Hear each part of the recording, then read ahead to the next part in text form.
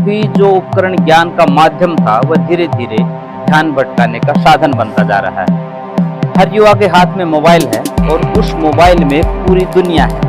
युवाओं से यही अपेक्षा है कि वे अपने समय, ध्यान और ऊर्जा का सही प्रबंधन करें। वह डिजिटल संसार में सक्रिय तो रहें पर अपने लक्ष्य से विचलित ना हो। यह युग गति का है, यह युग सूचना का है, यह युग डिजिटल चमक दमक से भरा हुआ है। जहाँ कुछ भी जानने के लिए केवल एक क्लिक काफी है, वहाँ जीवन को जीने के लिए संयम और आत्म अनुशासन पहले से कहीं अधिक आवश्यक हो गया है।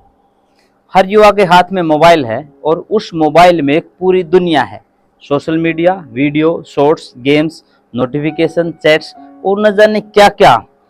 कभी जो उपकरण ज्ञान का माध्यम था वह धीरे धीरे ध्यान भटकाने का साधन बनता जा रहा है।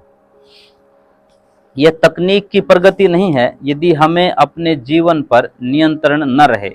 यदि मोबाइल सुबह की पहली दृष्टि और रात की अंतिम आदत बन जाए तो समझना चाहिए कि अब आवश्यकता से अधिक आसक्ति मोबाइल के प्रति हो चुकी है। आत्मानुशासन का अर्थ केवल समय पर उठना या पढ़ाई करना नहीं है।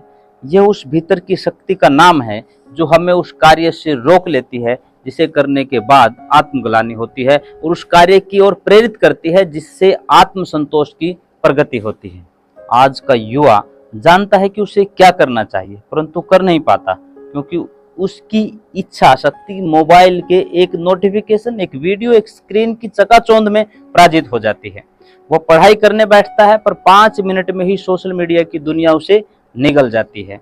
यह कोई बाहरी पराजय नहीं है, यह आत्म अनुशासन की कमी की पराजय है।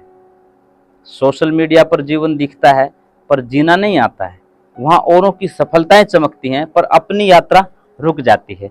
यह समय की बर्बादी नहीं है, आत्मबल की कमी है, आत्मबल की क्षति है।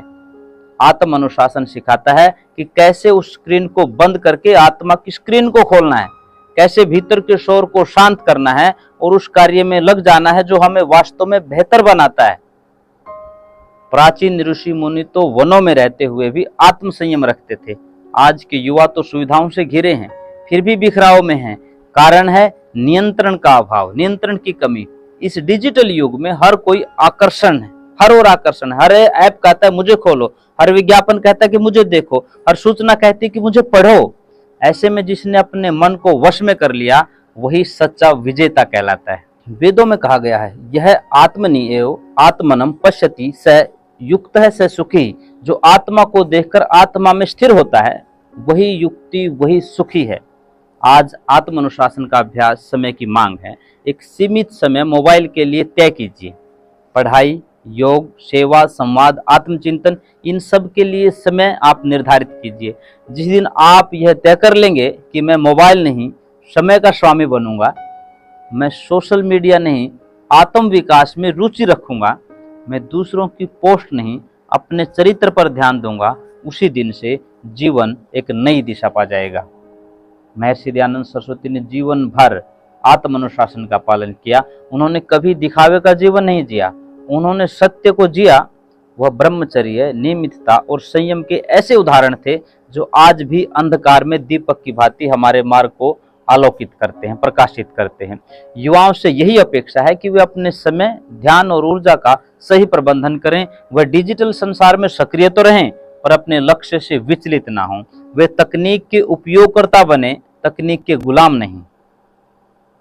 जो युवा आत्म अनुशासन से जीवन को साधता है उसके लिए कोई भी तकनीक, कोई भी व्यसन और कोई भी आदत बाधक नहीं बन सकती है क्योंकि वो भीतर से मजबूत होता है। और अंत में यह संदेश आत्मा में आप अंकित कर लीजिए। मोबाइल तुम्हारा साधन है, साध्य नहीं। सोशल मीडिया तुम्हारा उपयोग है, उद्देश्य नहीं। और आत्म अनुशासन तुम्हारा सबसे बड़ा मित्र है जो तुम्हें बाहरी दुनिया में नहीं, तुम्हारे भीतर की श्रेष्ठता में स्थापित करता है। अब यह तुम पर है, जीवन को बिखरने देना है या अनुशासन से संवरने देना है। धन्यवाद। जय हिंद। नमस्ते।